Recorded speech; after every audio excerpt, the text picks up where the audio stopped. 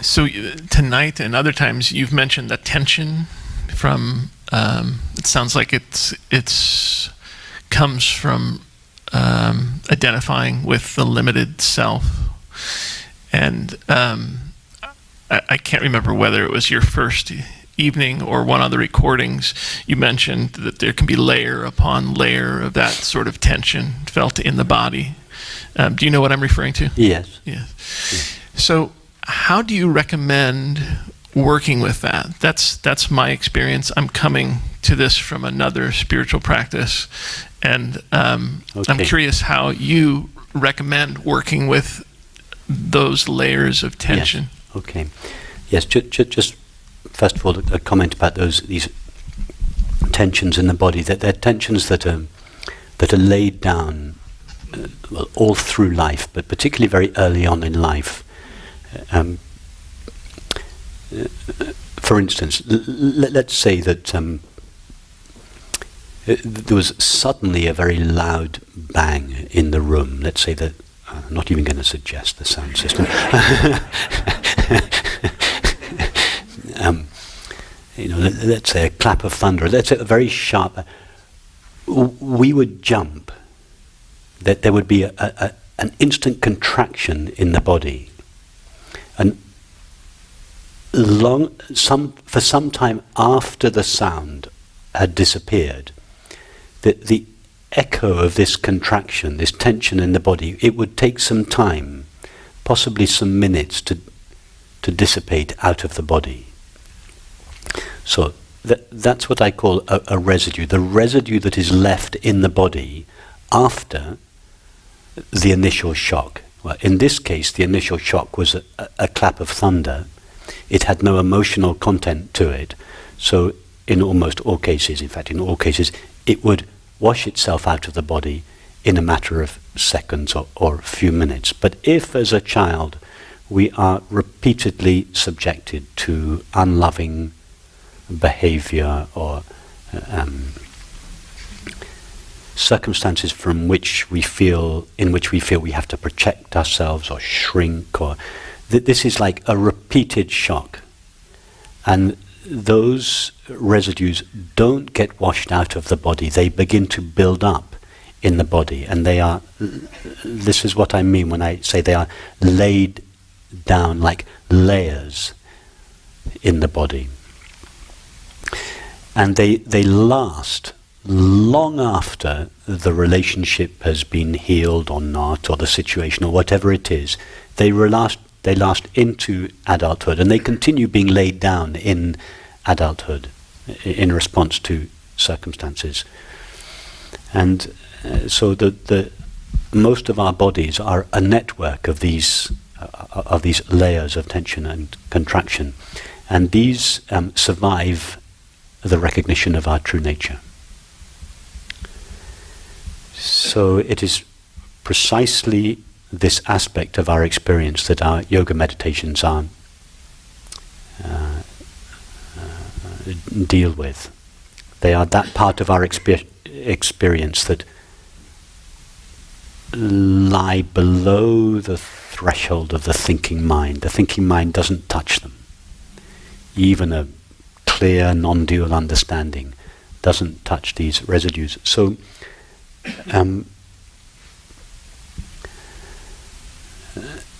normally on a retreat such as this, quite early on, I would very slowly begin to introduce this approach to the body.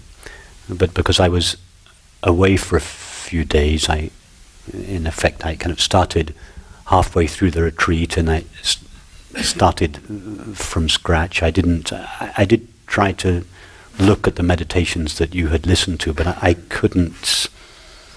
It felt too mechanical to try to incorporate them. I just thought I'm going to start from scratch. So we haven't had as much time this week as I would normally have had, and I would like to have had, to explore these yoga meditations, and I apologize for that. Although in the last few mornings we have just begun to go there. And it's an exploration in which we explore very deeply the actual experience of the body, so we drop the label body. We start with our eyes closed. We start with experiencing the body just as a sensation. Then we drop the label sensation and realize our experience of the body is just sensing. And then we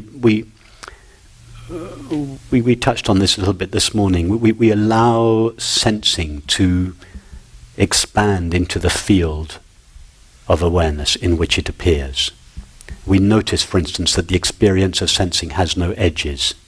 Now, it may seem that in these contemplations we are not doing anything to the body. Indeed, we are not doing anything to the body. However, in exploring the body in this way, we are realizing in a non-conceptual, experiential way the inherently transparent, open, borderless nature of the body. That experiential understanding has a profound impact on these residues. It feels like we're doing nothing. Indeed, we are doing nothing to the body.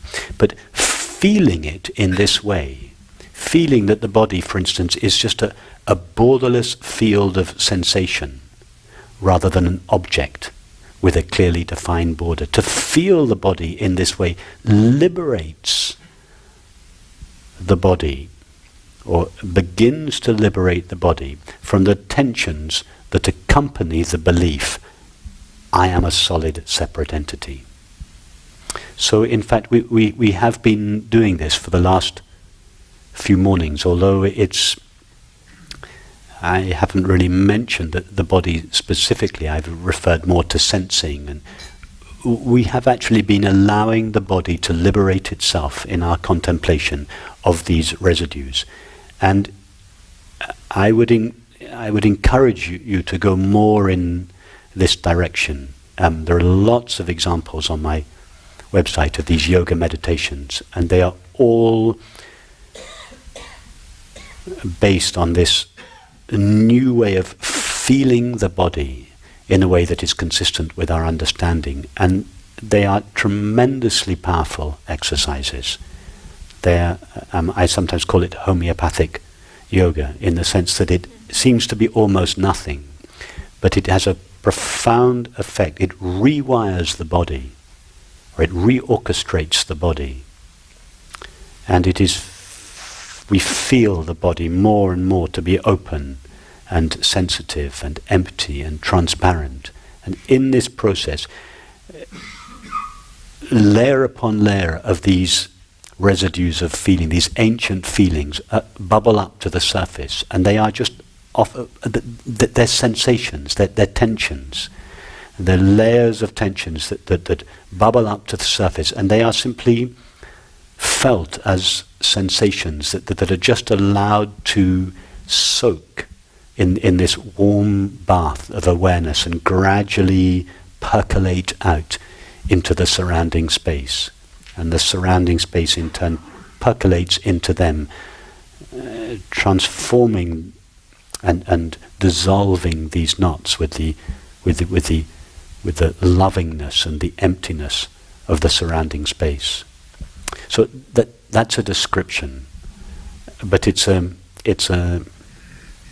very experiential thing, and it's something that it's not a one-off thing. It's something that in my experience we need to come back to again and again and again, and to allow this soaking of the sensations in the space of awareness. And they are, in time, slowly, the body gives up its solidity, its density, its tension, its me-ness. Thank you. Yeah, that's the way I've been dealing with it, is very similar to what you're describing. So it's good to get a clarity. That's a kind of a description of the general approach. Right. And then there are specific contemplations we do sometimes with specific areas of the body. For instance, the face is where a lot of me feelings are stored, I the seer, and I the hearer, and the taster, and the thinker. So that the face and the head is a place where there is a very dense and rich mixture of me feelings. So sometimes in a meditation we'll spend the whole meditation just exploring that area. So I've given you a kind of broad Yes. outline. As I say on my site, there are lots of specific explorations of the breath, of the chest. Thank you.